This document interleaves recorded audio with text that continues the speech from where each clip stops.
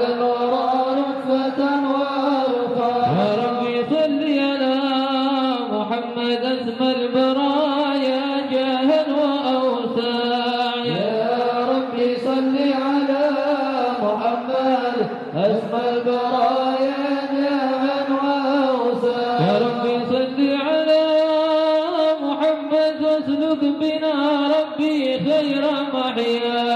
يا ربي صل على محمد واسلك بنا ربي خير محيا. يا ربي صل على محمد وعافنا واشفي كل موجاع. يا ربي صل على محمد وعافنا واشفي كل موجع. يا ربي صل على محمد واصلح القلب واعف وانفاع. يا ربي صل على محمد واصلح القلب واعف وانفع. يا ربي صل على محمد واغفر معادي واصرف ورداع. يا ربي صل على محمد واغفر معادي واصرف وارضى. يا ربي صل على محمد نحل في حسنك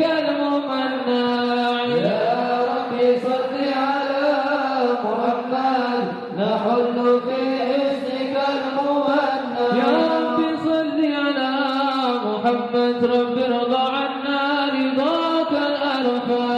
يا ربي صل على محمد رب ارضى عنا رضاك الأرفع. يا ربي صل على محمد واجعل لنا في الجنان مجمع. يا ربي صل على محمد واجعل لنا في الجنان مجمع. يا ربي صل على محمد رافق بنا خير خلقك اجمع. يا ربي صل اللهم صل وسلم وبارك عليه وعلى آله.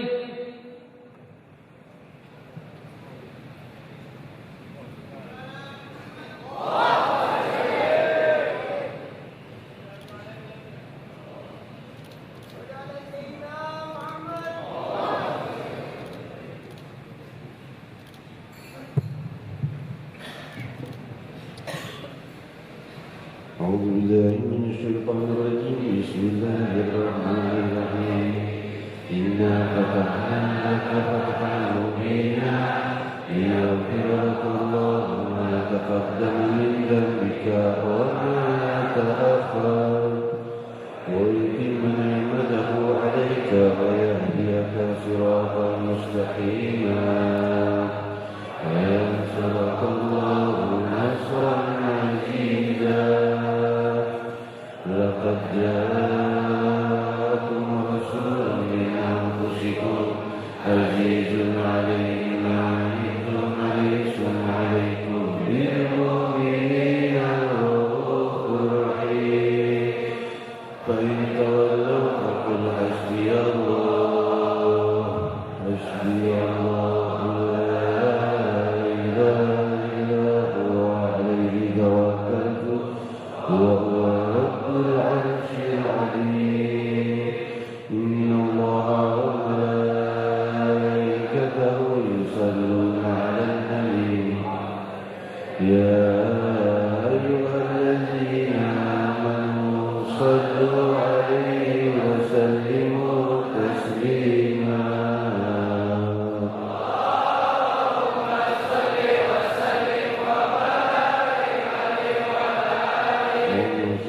وسلم وبارك عليه وعلى آله. الحمد لله الذي هدانا بعبده المختار من دعا إليه بالإذن وقد نادانا لبيك يا من دلنا وهدانا. صلى عليك الله وبارك الذي بك يا مشفع خصنا وهدانا مع آلك الأظهر مع جسرك الأسمار فهم سكن النجاة حمايا.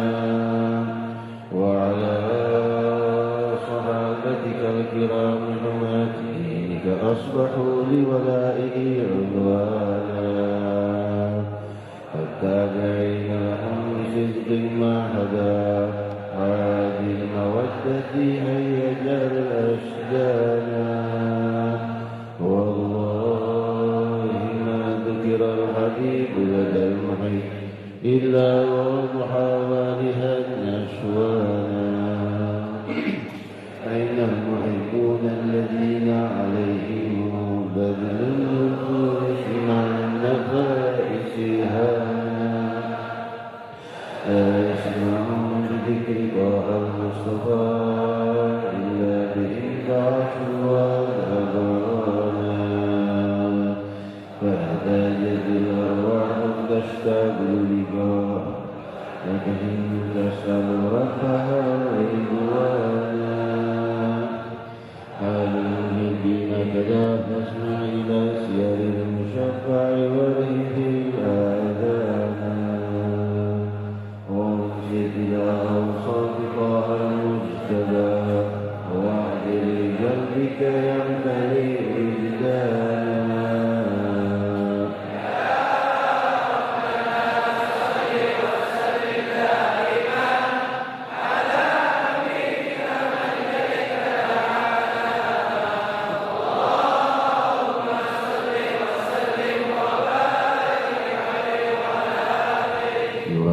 السلام عليكم ورحمة الله وبركاته.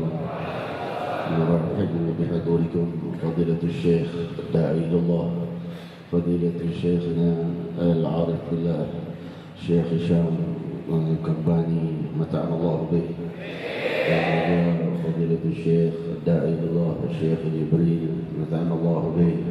Semoga dilimpahi rahmat dan keberkahan Allah Subhanahu wa taala menghadirikum di hadal majlis wa nafrahu bi maji'ikum wa natasharrafu bi hudurikum wa kadzalika asa ربطنا الله وإياكم بأكبر ارتباط بمحبة الله ورسوله في الدنيا والآخرة وخدمة الدعوة في الدنيا خدمة الدعوة سيدنا النبي محمد صلى الله عليه وسلم. ربطنا الله وإياكم بأكبر ارتباط بدعوة نبينا وسيدنا ومولانا محمد صلى الله عليه وسلم. Dan mengucapkan selamat datang kepada yang sama-sama kita muliakan dai besar di dunia ini yang ribuan orang banyak masuk Islam di tangan beliau, Fadilatul Syekh Ad-Da'i Allah Syekh Hisham Kabbani mata'anallahu bih. Semoga dilimpahi rahmat dan keberkahan Allah. Juga Fadilatul Syekh Ad-Da'i Allah Syekh Jibril mata'anallahu bih. Mereka adalah para dai yang berkeliling dari negeri ke negeri, wilayah pelosok. Cuma sungguh hal yang sangat membuat saya merasa sedikit sedih adalah di malam hari ini waktu kita sangat sempit sekali. Yang saya tunggu-tunggu kehadiran beliau di malam Selasa yang akan datang di Monas. Semoga bisa hadir juga di Monas bersama guru mulia kita.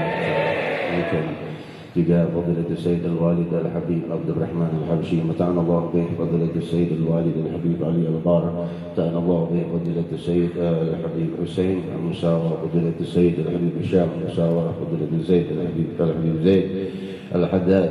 Para ulama, para sepuh sekalian, semoga dalam rahmat dan keberkahan Allah Subhanahu wa taala. Tafadhal. Allahumma salli wa sallim wa barik alaihi wa ala alihi. نكان الله فقال جاءكم نور فسبحان الذي أنبانا والنور تابله من به في ذكره عاذب به منانا ورحمة المولى تأمل قوله فليفرح وقت به فرهانا مستمسكا برب الوثقى ومتسما بحمد الله من أنشانا واستبشرا وارما كلا متى كنت نبيا كان عدمك انا بين ترابي وبين ماء فاستفيق من غفلتي انت وكن يقضانا وهو للاسرار ربي لم يزل ينقلني بين الخيار مصانا لم تقترب من شبط إلانا في خيرها حتى بروزيانا فأنا خيار من خيار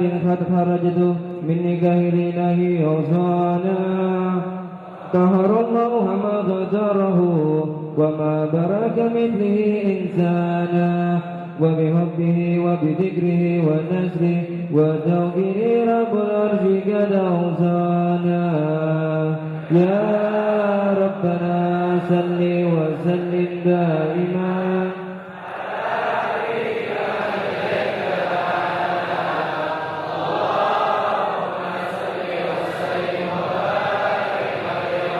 السلام عليك زين الأنبياء السلام عليك السلام عليك زين الأنبياء السلام عليك السلام عليك أصدق الأتقياء السلام عليك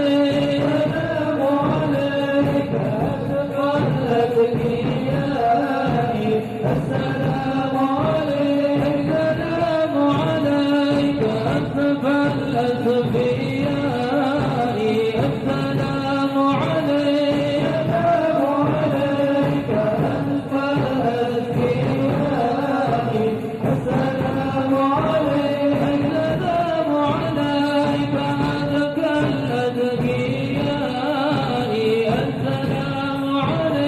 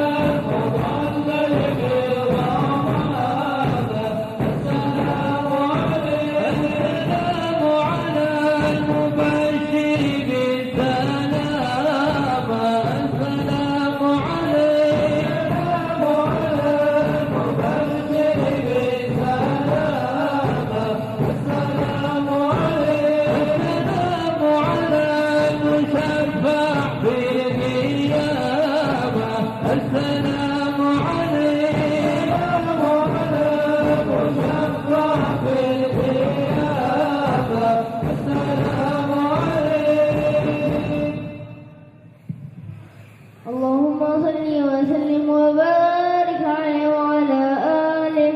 هذا وقد نشر الإله نوته في الكتب بينها لنا تبيانا. أخذ ميثاق النبيين لما آتيتكم من حكمة إحسانا. وجاءكم رسولنا لتؤمنن وتنصرون وتصبحون عوانا. قد بشروا أقواما بالمصطفى أعظم بذلك رتبة ومكانا. فهو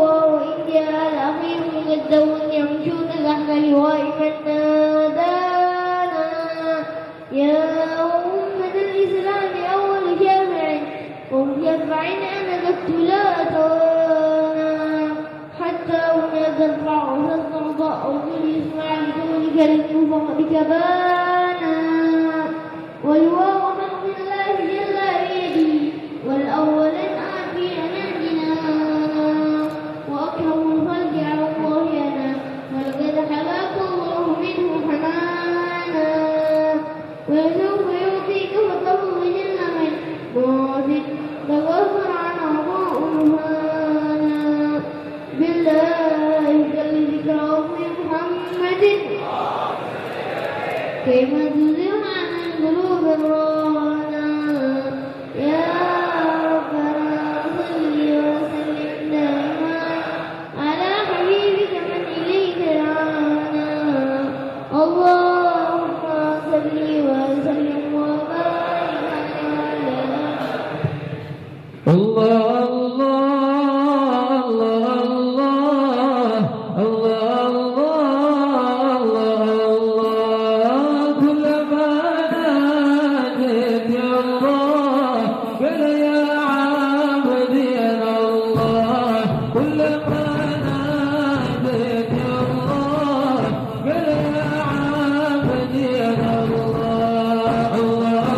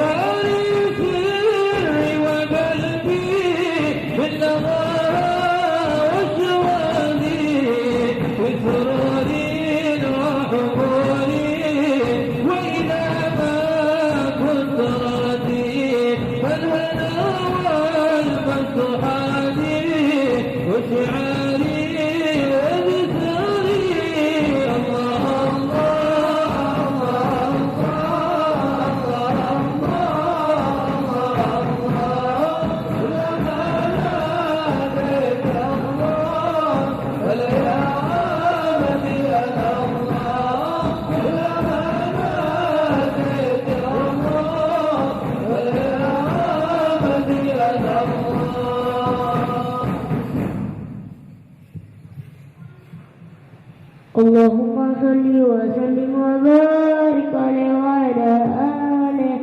اللهم فلما دنا وقت البروز لأحمد عن إذن ما شاء قد كان حملت به الأم الأمينة بنت أم لها آل الإله مكانا بن والد مختار عبد الله بن عبد المطلب رأى البرهانا قد كان يغمر نور طه وجهه وترى إلى الابن المطون عيانا وهو ابن هاشم الكريم الشهم بن عبد مناف بن ابراهيم كان والده يرعى حكيما شانه كذا تلا عزيز ذلك شانا واحمد رسول المصطفى حتى ترى في سلسلة رسوله أنانا هناك كفوانا بربه الأسماعيل كان للأب معوانا وحينما عملت به آمنة من تهل شيئا يأخذ النسوانا وبها هذا اللطف من رب السماء أقصى الأذى والهم والأحزان ورأت كما ودانا علمت به أن مهيمن يشرف الأقوال من دور من في بطنها فاستبشرت ودنا مخاض وأطلعت رضوانا والحمد لله ولا إله إلا الله والله أكبر سبحان الله والحمد لله ولا إله إلا الله والله أكبر سبحان الله والحمد لله ولا إله إلا الله والله أكبر سبحان الله والحمد لله ولا إله إلا الله والله أكبر ولا حول ولا قوة إلا بالله العلي العظيم في كل لحظة أبدا فلا خلقي ودعا نفسي وإلى طاعته وبدار كلماته وتجلت الأنوار من كل الجهات ومنكم إلى المشفعها لو بين وجهنا ولا شمس الهدى ظهر الحبيب مكرما ومصانا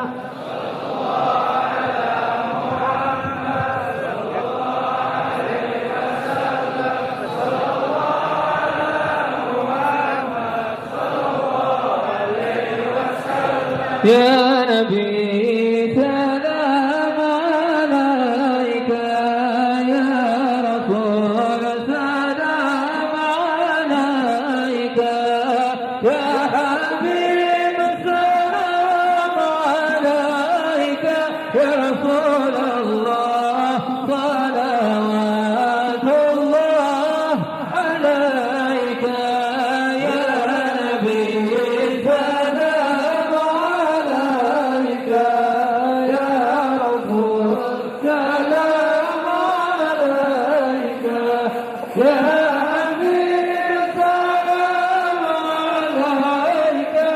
رسول الله صلوات الله عليك أبرز الله المشفع صاحب القدر المرفع فما يقول النوى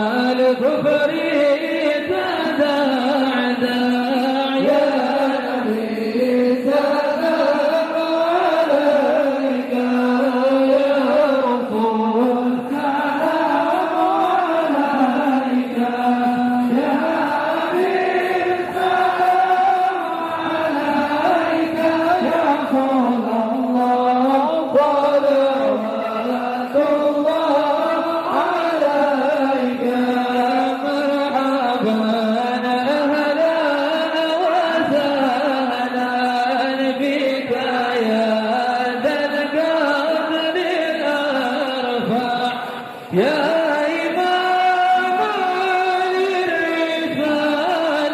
يا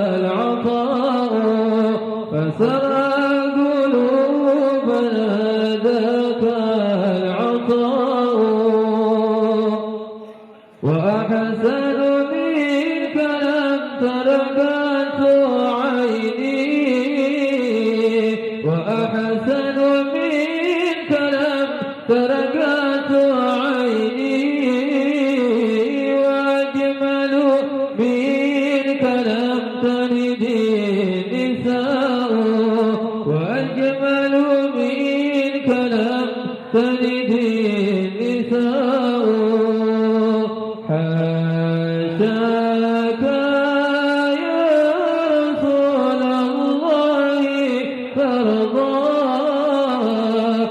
أتاك يا رسول الله ترضى وفينا من يعذب ويساء وفينا من يعذب ويساء خلقت مبرأ من كل عيب خلقت مبرأ من كل عيب كأنك قد خلقت كما تشاء كأنك قد خلقت كما تشاء نبينا هاشمي أبطحي نبينا هاشمي أبطحي شمائله سماحة والوفاء شمائله سماحة والوفاء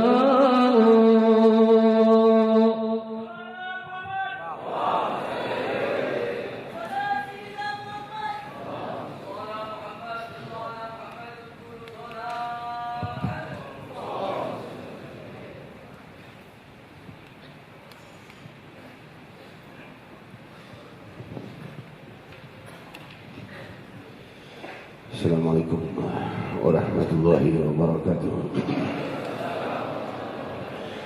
Hadirat yang sama-sama kita muliakan, Habaib al-Akramin, Fadilat Sayyid Al-Walid Al-Habib Abdurrahman Al-Habsyi ta'ala Allah bih, Fadilat Sayyid Al-Habib Ali Al-Bar ta'ala Allah bih, para Habaib al-Akramin sekalian, juga khususnya tamu kita yang hadir malam hari ini menambah keluhuran dan kemuliaan majlis kita, Fadilatul Syekh Al-Syarif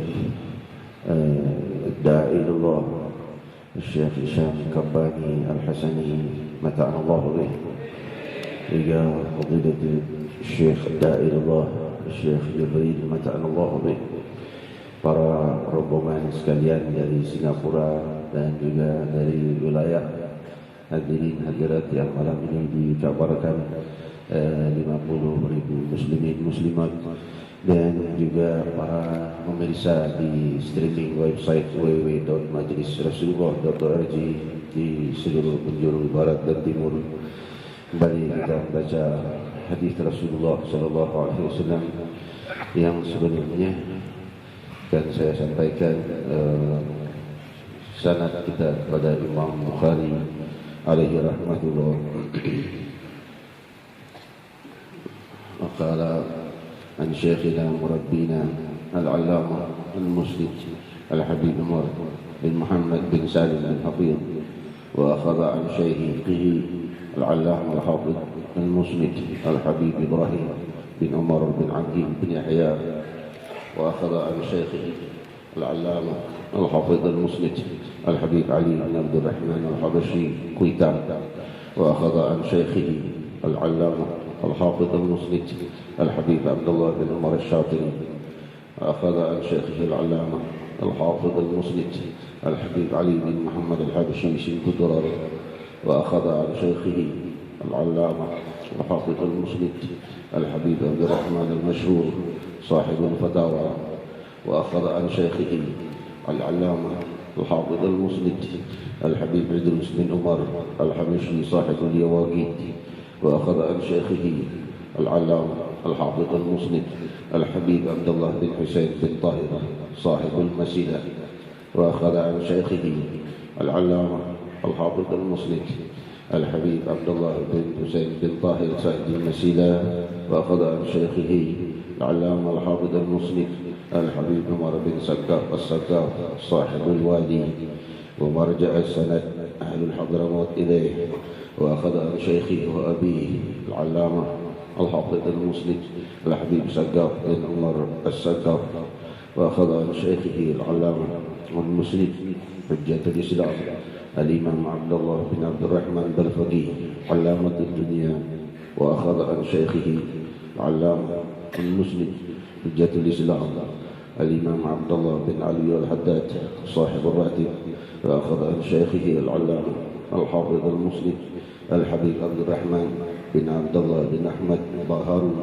وأخذ عن شيخه العلامة المسند الحافظ الحبيب عبد الرحمن بن أحمد بن عبد الرحمن بن أحمد بن شهاب بن عبد الرحمن شهاب الدين عين المكاشفي، وأخذ عن شيخه العلامة الحافظ المسند المحدث المشهور الإمام محمد بن علي الخرج، وأخذ عن شيخه العلامة الحافظ المسند المحدث المشهور الإمام محمد بن أحمد بن عبد الرحمن الأصلع، وأخذ عن شيخه العلامة الحافظ المسند المحدث المشهور الحبيب الإمام عبد الله إدريس الأكبر بن أبي بكر السكران بن عبد الرحمن السقاف، وأخذ عن شيخه العلامة الحافظ المسند الإمام عمر المخضر بن عبد الرحمن السقاف، وأخذ عن شيخه وأبيه العلامة الحافظ المسند الإمام عبد الرحمن السقاف بن محمد مولى الدويلة،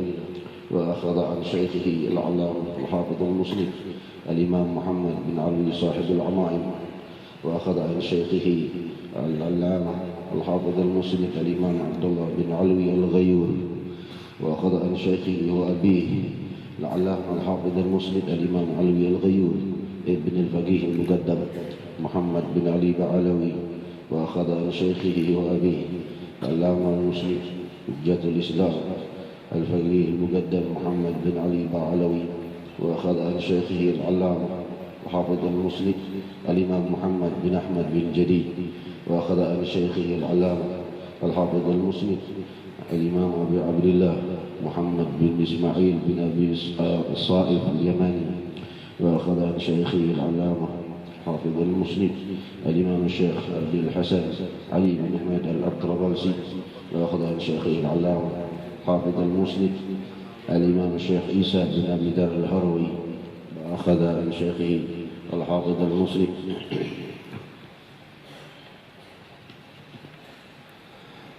عن شيخه وأبيه العلامة الحافظ المسند الإمام الشيخ أبو ذر الهروي ابن عبد أحمد الهروي، وأخذ عن شيخه العلامة الحافظ المسند الإمام الشيخ أبو إسحاق إبراهيم بن أحمد البلخي المستلمي، وأخذ عن شيخه العلامة الحافظ المسند الإمام أبو عبد الله محمد بن يوسف بن مطر الفربري، وأخذ عن شيخه العلامة حجة الإسلام بركة الأنام أبو عبد الله محمد بن إسماعيل bin Bardizbah Al-Bukhari alaihi rahmatullah.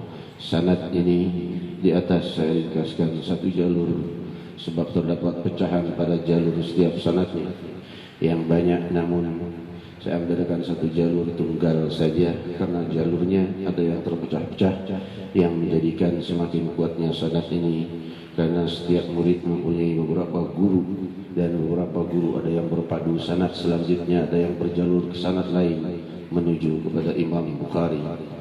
Selanjutnya sanad keguruan kita yang akan kita sampaikan bukan lain dengan maksud menyambut kedatangan guru mulia kita Al-Musnid Al-Alif Billah Al-Habib Umar bin Muhammad bin Salim bin Hadir yang akan menghadiri zikir akbar malam Selasa yang akan datang di Monas. InsyaAllah acara kita sukses. Syekhina Murabbina Al-Allamah Al-Musnid Al-Habib Umar bin Muhammad bin Salim bin Hadir, wa akhadha an Syekhi Al-Allamah Al-Hafidh Al-Musnid Al-Habib Abdul Qadir bin Ahmad Al-Saggaf, wa akhadha an Syekhi Al-Allamah Al-Hafidh Al-Musnid Al-Habib Abdullah bin Umar Al-Syatiri, wa akhadha an Syekhi Al-Allamah Al-Hafidh Al-Musnid Al-Habib Ali bin Muhammad Al-Habshi Sibt Durar, وأخذ عن شيخه العلامة الحافظ المسند الحبيب عبد الرحمن المشهور صاحب الفتاوى، وأخذ عن شيخه العلامة الحافظ المسند الحبيب إدريس بن عمر الحبشي صاحب اليواقيت، وأخذ عن شيخه العلامة الحافظ المسند الإمام عبد الله بن حسين بن طاهر صاحب المسيلة، وأخذ عن شيخه العلامة الحافظ المسند الإمام عمر بن سقاف السقاف صاحب الوادي، ويرجع إليه سنة أهل الحضرموت كله. وأخذ عن شيخه العلامة الحافظ المسند الإمام محمد بن مربع علوي، وأخذ عن شيخه العلامة الحافظ المسند الإمام أحمد بن زين الحبشي صاحب حوطة. وأخذ عن شيخه العلامة المسند حجة الإسلام وبركة الأنام الإمام عبد الله بن علوي الحداد صاحب الراتب. وأخذ عن شيخه العلامة المسند حجة الإسلام الإمام عمر بن عبد الرحمن العطاس صاحب الراتب. وأخذ عن شيخه العلامة الحافظ المسند الإمام حسين بن الإمام أبو بكر بن سالم صاحب عناد. وأخذ عن شيخه العلامة الحافظ المسند فخر الوجود الإمام أبو بكر بن سالم صاحب عناد. وأخذ عن شيخه العلامة حافظ المسند الإمام أحمد بن عبد الرحمن شهاب الدين. وأخذ عن شيخه وأبيه العلامة الحافظ المسند الإمام عبد الرحمن بن علي عين المكاشفي. وأخذ عن شيخه وأبيه علامة الحافظ المسند الإمام علي بن أبي بكر السكران. وأخذ عن شيخه وأبيه علامة الحافظ المسند الإمام أبو بكر السكران بن عبد الرحمن السقاف. أخذ عن شيخه وأبيه العلامة الحافظ المسند الإمام عبد الرحمن السقاف بن محمد مولى الدويلة. وأخذ عن شيخه وأبيه العلامة الحافظ المسند الإمام محمد مولى الدويلة بن علي. وأخذ عن شيخه وأبيه العلامة الحافظ المسند الإمام علي بن علوي الغيور. وأخذ عن شيخه وأبيه العلامة الحافظ المسند الإمام علوي الغيور ابن الفقيه المقدم محمد بن علي بعلوي. مرحبا بكم.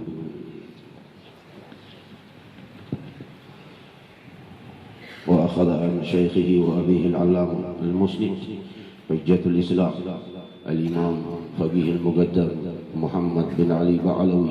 وأخذ عن شيخه وأبيه العلامة الحافظ المسند الإمام علي بن محمد صاحب مرباط. وأخذ عن شيخه وأبيه العلامة الحافظ المسند الإمام محمد صاحب مرباط بن علي بن علوي خالد قسم. وأخذ عن شيخه وأبيه العلامة الحافظ المسند الإمام علي بن علوي خالد قسم. وأخذ عن شيخه وأبيه العلامة الحافظ المسند الإمام علوي بن محمد. وأخذ عن شيخه وأبيه العلامة الحافظ المسند الإمام محمد بن علوي.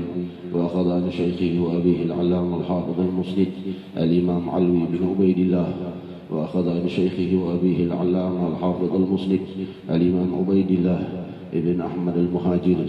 وأخذ عن شيخه وأبيه العلامة الحافظ المسند الإمام أحمد المهاجر بن عيسى الرومي عليه رحمة الله. وأخذ عن شيخه وأبيه العلامة الحافظ المسند الإمام عيسى الرومي بن محمد النقي. وأخذ عن شيخه وأبيه العلامة الحافظ المسند الإمام محمد النقيب بن علي الوريدي. وأخذ عن شيخه وأبيه العلامة الحافظ المسند الإمام علي الوريدي بن جعفر الصادق. وأخذ عن شيخه وأبيه حجة الإسلام المسند الإمام جعفر الصادق بن محمد الباقر. وأخذ عن شيخه وأبيه علامة المسند حجة الإسلام الإمام محمد الباقر بن علي زين العابدين. وأخذ عن شيخه وأبيه العلامة المسند حجة الإسلام الإمام علي زين العابدين السجاد ابن الحسين رضي الله عنهما. وأخذ عن شيخه وأبيه العلامة المسند حجة الإسلام الشهيد الإمام حسين رضي الله عنه. وأخذ عن شيخه أبيه وأمه الإمام علي بن أبي طالب كرم الله وجهه وسيدتنا فاطمة الزهراء البتول بنت سيدنا الرسول رضي الله عنها. وصلوات الله وسلامه على سيدنا الرسول وعلى أهل بيت الرسول وصحابة الرسول ومن تبعهم جميعا. وأخذ العلم عن الإمام أهل العلم سيدنا محمد رسول الله صلى الله عليه وسلم. Sanad di atas saya ringkaskan satu jalur sebab terdapat pecahan fajar di setiap sanadnya yang banyak, namun saya ambilkan satu jalur sanad keguruan saja karena jalurnya ada yang terpecah demi semakin kuatnya sanad ini. Karena setiap murid mempunyai beberapa guru dan beberapa guru ada yang beradu sanad selanjutnya, ada yang berjalur ke sanad lain, lalu juga menuju kepada Rasulullah sallallahu alaihi wasallam. Mari kita membaca hadis Rasul sallallahu alaihi wasallam. Qala Rasulullah sallallahu alaihi wasallam, Inna Allah la yaqbidu al-ilma انتزاعا ينتزعه من العباد، ولكن يقبض العلم بقبض العلماء حتى إذا لم يبق عالما اتخذ الناس رؤوسا جهالا فسئلوا فأفتوا بغير علم وضلوا وأضلوا. صدق رسول الله صلى الله عليه وسلم. حديث صحيح رواه الإمام البخاري في صحيحه.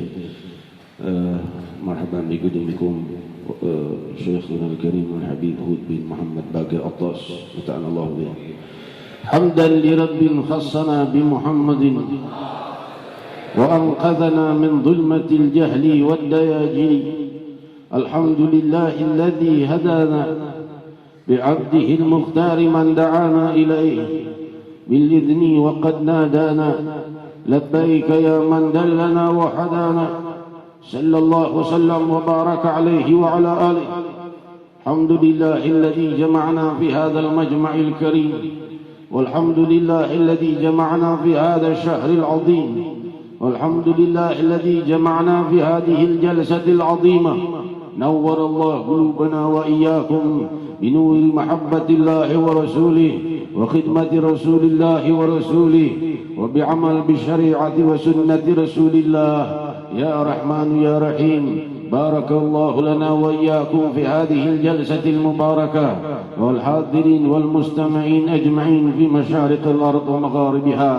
Limpahan puji kehadirat Allah Subhanahu wa taala yang maha luhur, yang maha melimpahkan keluhuran, maha melimpahkan cahaya kebahagiaan, maha melimpahkan cahaya ketenangan, maha melimpahkan cahaya kesejukan, maha melimpahkan cahaya kesejahteraan dengan cahaya zikir, dengan cahaya kemuliaan, dengan cahaya keluhuran yang terbit dengan cahaya Allah Subhanahu wa taala yang diciptanya, bukan cahaya matahari yang terbit dan berbenam, namun cahaya yang menuntun kepada terang benderangnya kehidupan dunia dan akhirat.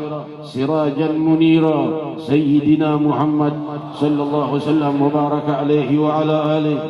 Seorang pemimpin yang membawa cahaya keluhuran ilahi, menuntun kepada kedamaian, menuntun kepada ketenangan, dengan menjadikan sanubari kita sebagai tempat rahasia keluhuran ilahi untuk mencapai kebahagiaan dunia dan akhirat. Maka ketika cahaya itu berpijar di dalam sanubari kita, maka akan terlihatlah keberkahannya pada penglihatan, pada pendengaran, pada ucapan, pada perbuatan, pada semua yang kita lewati siang dan malam. Hadirin hadirat yang dimuliakan Allah, sungguh jika cahaya keberkahan itu dibuka oleh Rabbul Alamin untuk menerangi jiwa kita, untuk menerangi jiwamu, maka di saat itu keberkahan muncul pada penglihatanmu, sehingga Allah menuntun semua yang kau lihat, menuntunmu kepada keluhuran. Jika kau lihat fuqara, yang kau lihat bukan lagi hanya sekedar bentuk, bukan sekedar warna, bukan sekedar sifat, bukan sekedar gambaran, tapi yang kau lihat menuntunmu pada rahasia keluhuran Allah, mengingatkanmu kepada Allah, membuatmu semakin khusyuk. Jika kau lihat orang kaya, orang miskin, orang fuqara, orang agniya, orang yang susah, orang gembira, orang sedih, orang senang, semua itu tidak membuatmu berpaling, kecuali menuntunmu kepada jalan yang paling luhur, kepada Allah Subhanahu wa taala, kepada ketenangan dunia dan akhirat, kepada khusyuk, kepada namanya yang maha luhur, yang mengawali segenap nama, yang membuka rahasia segenap keluhuran yang muncul pada setiap hamba-hambanya, yang masing-masing mempunyai nama, dan setiap nama itu telah diterbitkan padanya keluhuran di dunia dan akhirat atau keluhuran di dunia saja. Semoga namaku dan nama kalian diterangi cahaya keluhuran dunia dan akhirat, terangi cahaya keberkahan dunia dan akhirat. Juga pendengaran kita, penglihatan kita, ucapan kita, perbuatan kita, pekerjaan kita, sekolah kita, rumah tangga kita, keluarga kita diterangi cahaya Allah, dinaungi Allah, dinaungi kewibawaan Allah, dinaungi keluhuran Allah, dinaungi keberkahan Allah, dinaungi keindahan Allah. Hadirin hadirat, jika seseorang telah dibuka oleh Allah rahasia keindahan Allah, maka baginya tidak lagi ia susah dengan musibah, tidak lagi ia tertipu dengan kenikmatan, karena hatinya telah dekat dengan Sang Maha Abadi. Bagaimana cara dekat kepada Sang Maha Abadi? Dekatlah kepada orang yang menuntunmu kepada tuntunan keluhuran Sang Maha Abadi, Sayyidina Muhammad. Lalu siapa yang kita harus temui setelah wafatnya Sayyidina Nabi Muhammad sallallahu alaihi wasallam? Para pewarisnya. Saudara-saudariku yang memuliakan, rantai keguruan yang saya sampaikan tadi disebut silsilah Dhahabiyah, disebut pula silsilah Qutbiyah, yang kesemua rantai itu adalah para wali Allah, para salihin dan para ulama. Ahlus sujud, dari gurunya ahlus sujud, dari gurunya ahlus sujud, dari gurunya ahlus sujud, sampai kepada imam ahlus sujud Sayyidina Muhammad sallallahu alaihi wasallam. Ahlul khusyuk, dari ahlul khusyuk, dari ahlul khusyuk berguru pada ahlul khusyuk, berguru pada ahlul khusyuk, sampai imam ahlul khusyuk Sayyidina Muhammad sallallahu alaihi wasallam. Orang yang bercahaya dengan ma'rifah dan syariah dan hakikah berpadu di dalam setiap tuntunan mereka. Jiwa mereka penuh dengan keluhuran ma'rifah, hakikah dan syariah. Demikian dari gurunya, sehingga sampai kepada pemimpin pembawa syariah, ma'rifah dan hakikah Sayyidina Muhammad sallallahu alaihi wasallam wa baraka alaihi wa ala alihi. Rantai keguruan itu disebut rantai emas. Disebutkan oleh para salafus saleh, barang siapa yang menyatukan sanad keguruan dengan keguruan itu tidak akan pernah bisa terputus selama-lamanya, bagaikan rantai emas yang bersatu antara satu mata rantai dengan mata rantai lainnya. Jika digoyang satu mata rantai, akan bergoyang seluruh mata rantai ke ujungnya. Sayyidina Muhammad sallallahu alaihi wasallam. Saudara-saudariku, hadirin hadirat yang dimuliakan Allah, di sini kita mendengar keluhuran hadis Nabi Muhammad sallallahu alaihi wasallam yang telah kita dengar diriwayatkan oleh Imam Bukhari, bahwa Allah Subhanahu wa taala tidak mencabut ilmu dengan cara merenggutnya dari dada para ulama, tapi dengan cara mewafatkan para ulama. Inilah musibah terbesar di muka bumi. Bukan gempa bumi, bukan tsunami, bukan gunung berapi, bukan angin panas, bukan angin putih beliung dan lain sebagainya. Bukan itu musibah. Musibah adalah wafatnya ulama. Kalau ulama wafat, habislah sudah. Musibah semua muncul. Hadirin hadirat, semoga Allah panjangkan usia para ulama kita. Ada Habib Hud bin Muhammad Baqir, ada Syekh Syam Tabbani, ada Syekh Jibril dan para guru-guru kita semua. Semoga dipanjangkan usianya oleh Allah SWT. Nah, kalau ulama wafat, para da'i ilallah wafat, sudah Allah Rasul sallallahu alaihi wasallam sudah katakan tadi, innallaha la yaqbidul ilma, innallaha la yaqbidul ilm intiza'an, innallaha la yanzi'ul ilm intiza'an yantazi'uhu minal ibad, walakin yaqbidul ilma biqabdil ulama hatta lam yubqi aliman ittakhadha an-nasu ru'usan juhala. Kalau sudah ulamanya tidak ada, maka akhirnya orang bingung cari guru guru yang tidak mempunyai sanad keguruan, guru yang tidak berguru pada ahlul khusyuk. Akhirnya hal yang bid'ah disebut sunnah, sunnah disebut bid'ah. Akhirnya ziarah kubur dikatakan syirik, akhirnya bertawassul dikatakan syirik. Hal-hal seperti ini karena mereka tidak punya sanad guru. Mereka hanya belajar pada buku yang tidak punya tuntunan guru. Bukan tidak boleh belajar pada buku, namun tentunya hadirin hadirat sanad keguruan. Kalau kita punya guru seorang alim yang saleh, maka ia akan mengajarkan kita kalau kita tidak tahu makna yang kita baca di buku. Oh, ini buku maknanya apa ya kok begini? Tanya sama gurunya. Boleh baca buku, boleh belajar dari buku, tapi kau punya guru. Karena guru bertanggung jawab.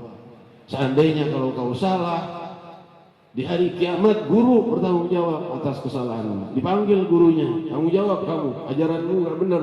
Guru bisa tanggung jawab, buku tidak bisa tanggung jawab. Di hari kiamat mau minta pertanggungjawaban dari buku.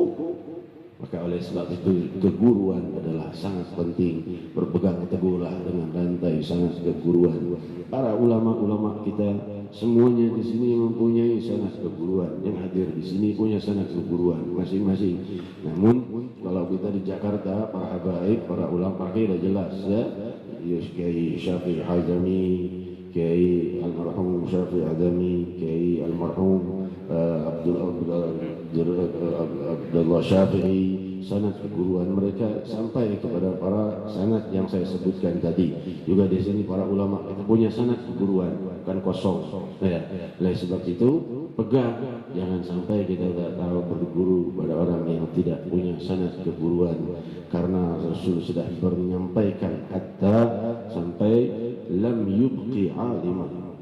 Kalau di suatu wilayah sudah tidak ada lagi ulama, ittakhadhan nas ru'usan juhala. Orang yang tidak berilmu dijadikan ulama. Fa'aftau fasu'ilu fa'aftau bighairi ilm. Ditanya, tidak tahu jawabannya, dia berfatwa semaunya.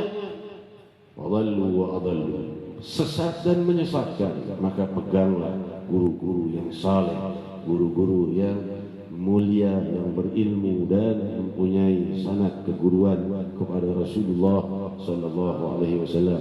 Saudara-saudariku yang kemuliakan, Rasul sallallahu alaihi wasallam bersabda, diriwayatkan oleh Imam Bukhari di dalam kitabnya Adabul Mufrad, juga oleh Syu'bul Iman Al-Imam Baihaqi, juga di dalam Mu'jamul Kabir oleh Imam Tabrani dan juga lainnya, bahwa Rasul bersabda sallallahu alaihi wasallam, wala unabbiukum bi khiyarikum, maukah kalian ku beritahu siapa yang mulia di antara kalian? Humul ladzina idza ru'u dzikrallah, mereka yang jika kalian lihat wajahnya membuat kalian ingat kepada Allah Subhanahu wa taala. Para salihin, para ahlus sujud, para ahlul dzikir, para ulama yang saleh, jika kau lihat wajahnya bergetar jiwamu ingat kepada Allah Subhanahu wa taala. Sudah dikabarkan 14 abad yang silam oleh Sayyidina Muhammad sallallahu alaihi wasallam. Tadi kita dengar sanad keguruan kita, sekaligus mengingatkan hari Minggu yang akan datang, Al-Haul Al-Imam Fakhrul Wujud Abi Bakar bin Salim Maula Ainat, hari Minggu tanggal 26 Desember di Cidodol, Komplek Hankam Cidodol, Kebayoran Lama. Ini beliau seorang hujjatul Islam dan seorang yang sangat luhur derajatnya di sisi Allah Subhanahu wa taala. Hadirin hadirat yang dimuliakan Allah, Al-Imam Fakhrul Wujud dengan ilmu yang sedemikian luasnya menjadi marja ulama di masanya. Beliau ini sangat tawadhu, sangat rendah diri, hingga dalam salah satu riwayat, walaupun kita sudah dengar sabda Rasul sallallahu alaihi wasallam, ittaqu firasatal mu'min fa innahu yanzuru bi nurillah, hati-hati dengan firasat orang-orang yang saleh, karena firasat mereka itu melihat dengan cahaya Allah Subhanahu wa taala. Maka Al-Imam Fakhrul Wujud kedatangan tamu seorang wanita. Tamu ini wanita yang membuatkan makanan khusus semalam penuh ia buatkan khusus untuk Imam Fakhrul Wujud. sampai ke depan pintu rumahnya, besar rumahnya untuk menerima tamu, tamunya ratusan setiap hari. Maka penjaganya berkata, ibu mau kemana? Ini bawa hadiah satu mangkuk makanan untuk Al-Imam Fakhrul Wujud Abi Bakar bin Salim. Maka berkatalah penjaganya, ibu ini makanan sedekahin aja mending. Ini di dapurnya Imam Fakhrul Wujud tiap hari 10 ekor kambing motong. Kambing, beras 200-an kilo dimasak tiap hari. Ini makanan semangkuk begini, mending kasihkan mukarok ketahuan. Di sini aku pakai makanan segini, kira-kira begitu. Maka ibu itu pun mengkasirah. Dia jadi kecewa. Tahis binafsiha. Betul juga, apa artinya semangkuk makanan ini? Walaupun aku buatnya semalam penuh untuk Imam Fakhrul Wujud, ini tidak ada artinya di sisi Al-Imam. Aku salah. Ia pun balik pergi. Firasah Imam Fakhrul Wujud intabahat. Maka Imam Fakhrul Wujud muncul firasatnya, duduk bersama tamu-tamunya ratusan orang. Beliau berdiri, lari. Belum pernah Imam Fakhrul Wujud lari. Baru itu lari turun keluar untuk menemui tamunya, memanggil, wahai ibu, apa yang kau bawa? Muridnya bingung, ini Al-Imam baru sekali ini kelihatan lari keluar untuk mengejar ibu itu. Ibu itu berkata, Al-Imam, ini cuma semangkuk makanan aku bawakan, aku semasak semalam penuh khusus untukmu. Tapi aku dikasih tahu makanan ini gak ada artinya untukmu, karena engkau dapur murah puluhan kambing setiap hari disembelih dan makanan berlimpah. Lebih baik ku hadiahkan pada fuqara yang membutuhkan. Maka berkata Imam Fakhrul Wujud, belum pernah ada hadiah yang membuatku gembira selebih dari ini. Jazakillah khairul jazak. Diberi 1000 dinar oleh Imam Fakhrul Wujud, diambil makanannya dan dengan girang diterima. Lalu ia melihat pada penjaganya, kalian tahu ibu itu dengan susah payah membuat makanan untukku walaupun dikit. Aku di hadapan Allah seperti itu, beribadah semampuku tidak ada artinya di hadapan Allah. Jika kalian usir dia, barangkali aku pun bisa terusir dari rahmatnya Allah Subhanahu wa taala. Demikian tawadhunya Imam Fakhrul Wujud Al-Imam Abi Bakar bin Salim Maula Inad. Imam Abi Bakar bin Salim ini mempunyai murid, putranya Al-Imam Husain bin Abi Bakar bin Salim. Al-Imam Husain mempunyai murid, yaitu Al-Imam Umar bin Abdurrahman Al-Attas, sahibul ratib, Hujjatul Islam wa Barakatul Anam. Punya murid namanya Hujjatul Islam Al-Imam Abdullah bin Ali Al-Haddad, Qutbul Irsyad, sahibul ratib.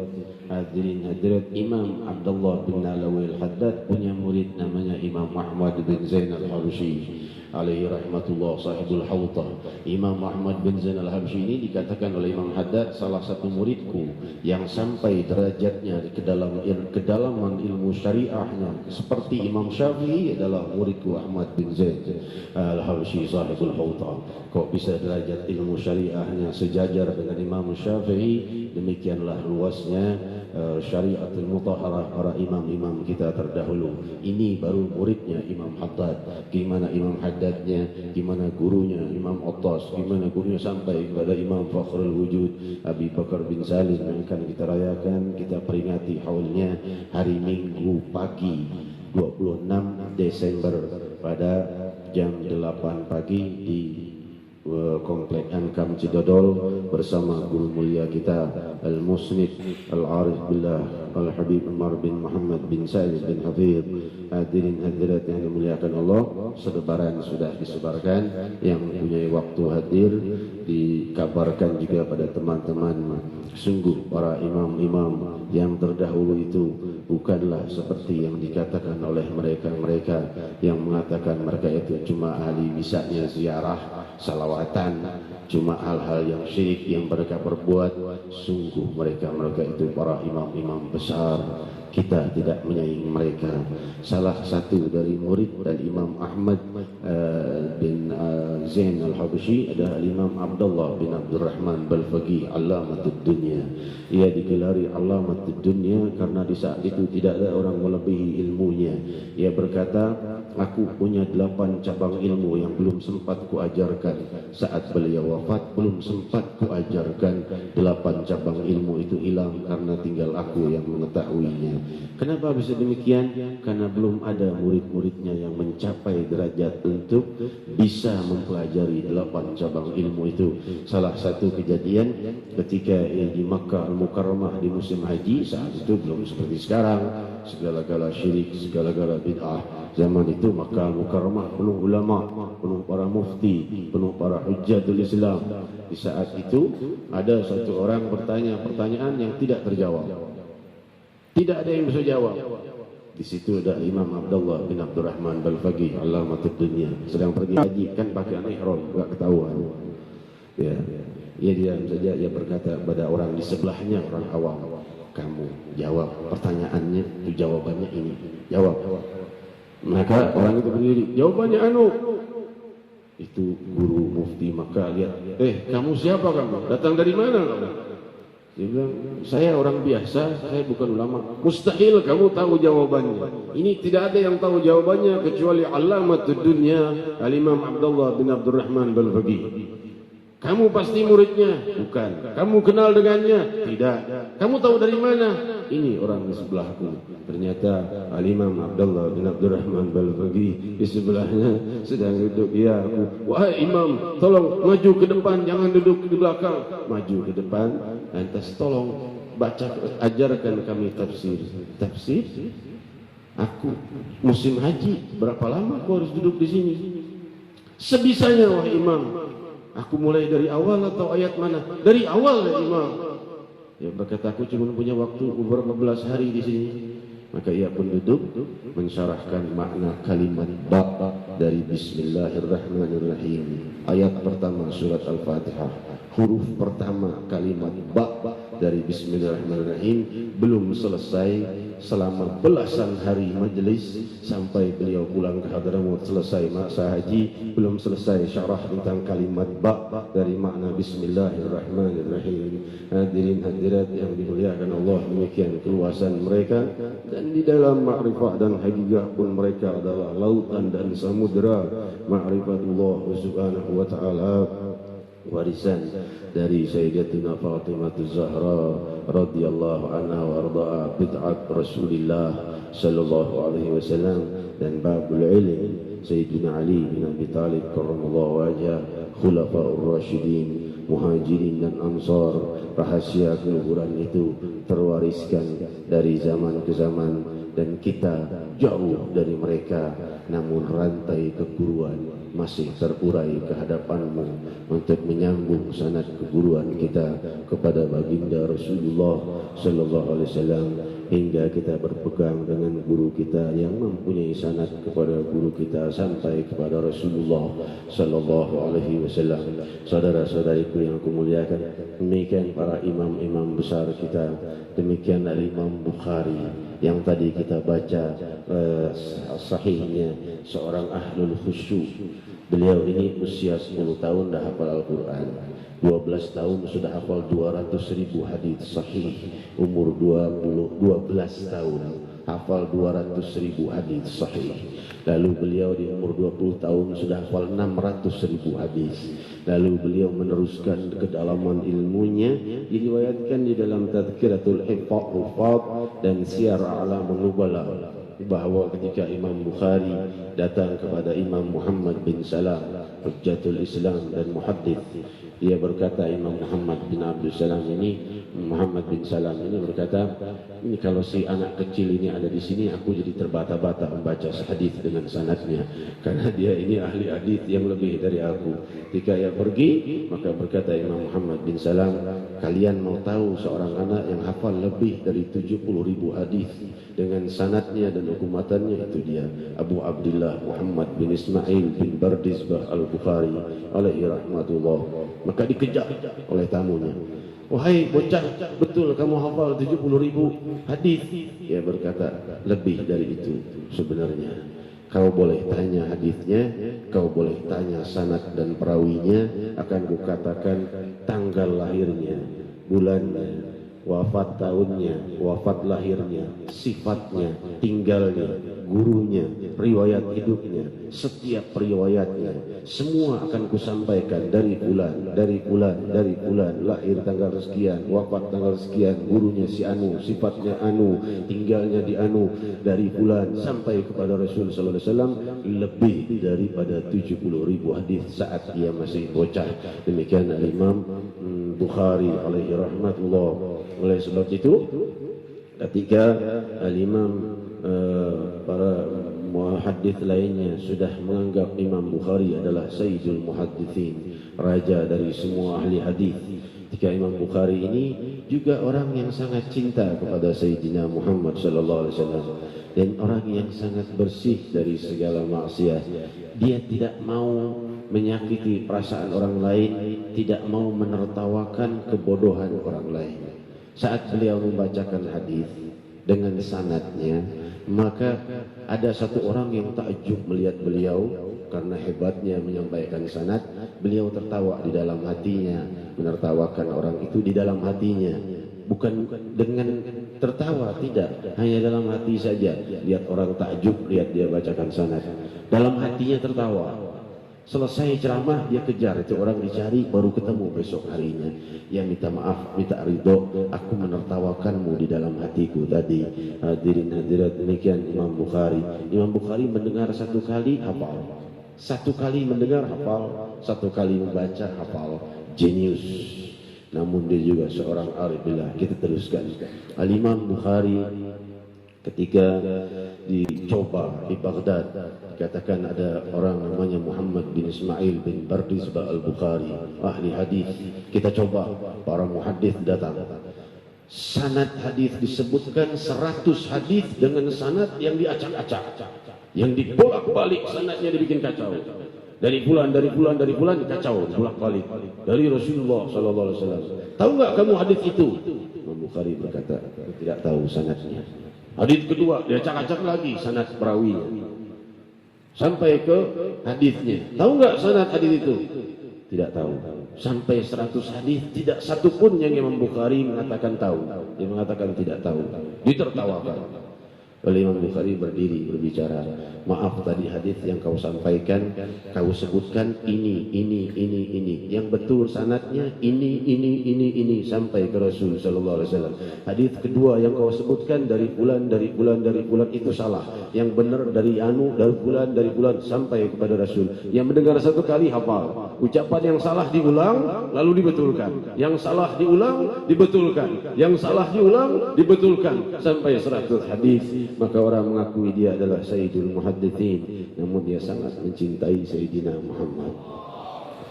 Ia menulis 7.000 lebih hadisnya Sahih Bukhari. Kita baca ini di mana? Bukan di rumah, tapi di Rawdatul Syarif Masjidin Nabawi, tabarrukan bi qabri syarif Sayyidina Nabi Muhammad sallallahu alaihi wasallam. Yang menulis Sahih Bukhari itu yang kita baca tiap malam Selasa, yang menulisnya di Rawdah, yaitu antara makam dan mimbarnya Rasulullah sallallahu alaihi wasallam, antara makamnya Rasul dan mimbarnya Rasul, itu Rawdatul Syarif. Yang menulis di situ bertabarruk dengan dekatnya ia kepada makamnya Rasulullah sallallahu alaihi wasallam, sangat cinta kepada Rasul sallallahu alaihi wasallam. Al-Imam Muhammad bin Ismail bin Bardizbah al-Bukhari, ketika terjadi setelah beliau wafat di wilayah Dagestan, terjadi panas yang tidak berhenti-hentinya, turun hujan. Maka para murid-muridnya, di antaranya para imam lainnya, para muhadditsin, berdatangan kepada makamnya, berdoa di makam Imam Bukhari, bertawassul kepada Imam Bukhari, kepada Allah Subhanahu wa taala. Maka turunlah hujan dengan deras selama 7 hari 7 malam dari keberkahan cintanya Allah kepada Al-Imam Bukhari. Walau ia telah wafat jasadnya, tapi ruhnya tidak wafat.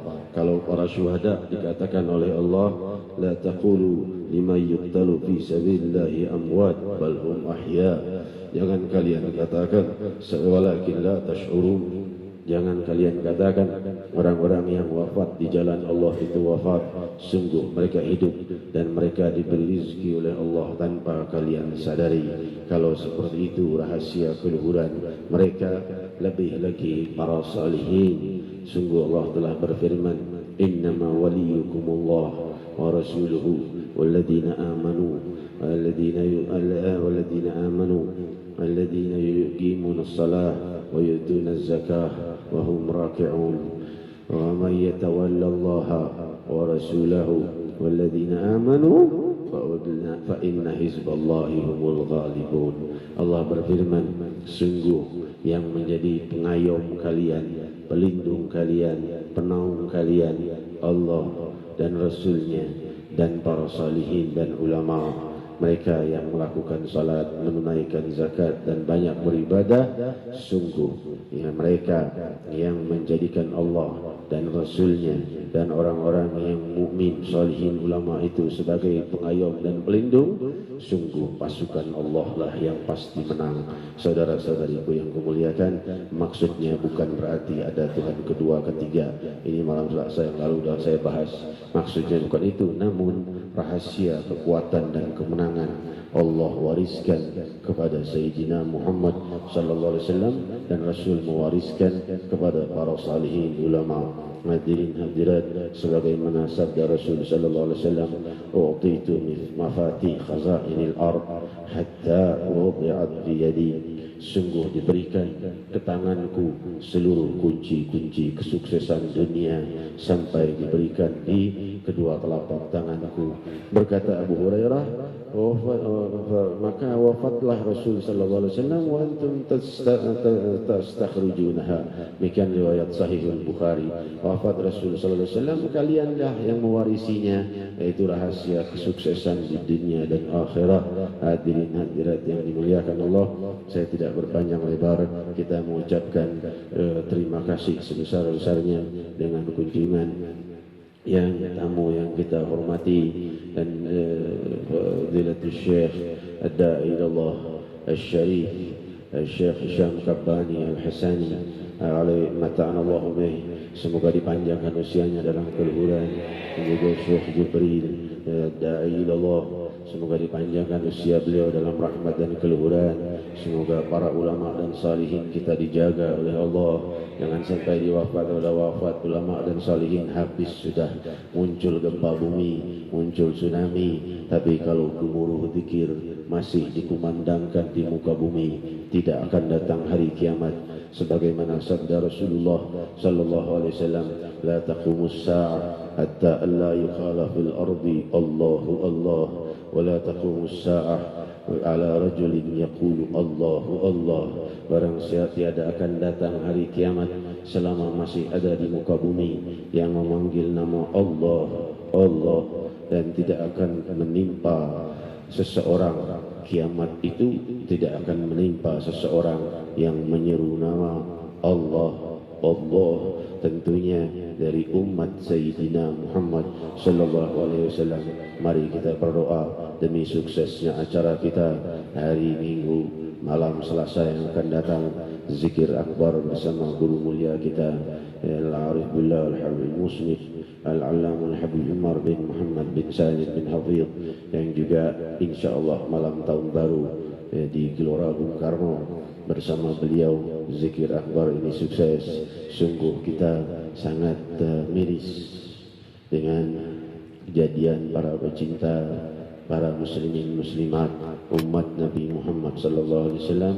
Mereka larut, ada yang datang dari subuh untuk hanya sekedar menonton sepak bola, bayar.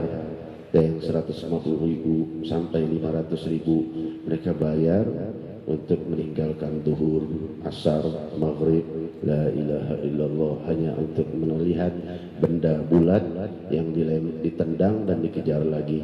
Untuk itu ia korbankan salatnya, berapa kali salat, sujudnya ia korbankan, ia membayar pula untuk itu.